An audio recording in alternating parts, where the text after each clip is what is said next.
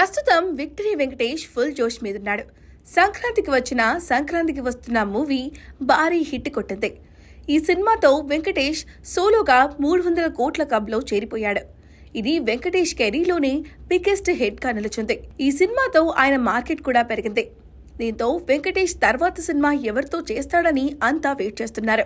ఈ మూవీ తర్వాత మళ్ళీ హిట్ ట్రాక్ లోనే ఉండాలని వెంకటేష్ ప్లాన్ చేసుకుంటున్నాడట. వెయిట్ చేసినా సరే మంచి కథతో సినిమా తీయాలని భావిస్తున్నట్లు తెలుస్తోంది. ఈ క్రమంలోనే సామాజిక రచయితలో ఒకరైన నందు రాసిన ఓ కథ వెంకటేష్ కు బాగా నచ్చిందట.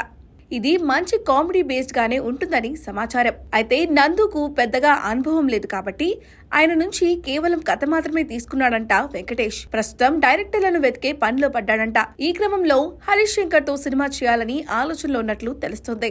మిస్టర్ బచ్చన్ సినిమా ఫ్లాప్ అయినా హరీష్ టేకింగ్ మీద వెంకటేష్ నమ్మకం ఉంచుతున్నాడు. హరీష్ శంకర్ కు మంచి కథ పడితే సినిమాను బాగా తీయగలడు. ఆ నమ్మకంతోనే అతనికి సినిమా అప్పగించనున్నాడంట వెంకటేష్. త్వరలోనే వీరిద్దరి కాంబోలో సినిమా రాబోతున్నట్లు తెలుస్తోంది. ప్రస్తుతం చర్చలు జరుగుతున్నాయంట. ఉస్తాద్ భగత్ సింగ్ కు ఇంకా టైం పట్టేలా ఉండటంతో ఈ గ్యాప్ లో వెంకటేష్ తో సినిమా తీయాలని చూస్తున్నట్లు సమాచారం. త్వరలోనే ఈ సినిమా అఫీషియల్ గా అనౌన్స్ చేయనున్నారని సినీ వర్గాల్లో టాక్ వినిపిస్తుంది.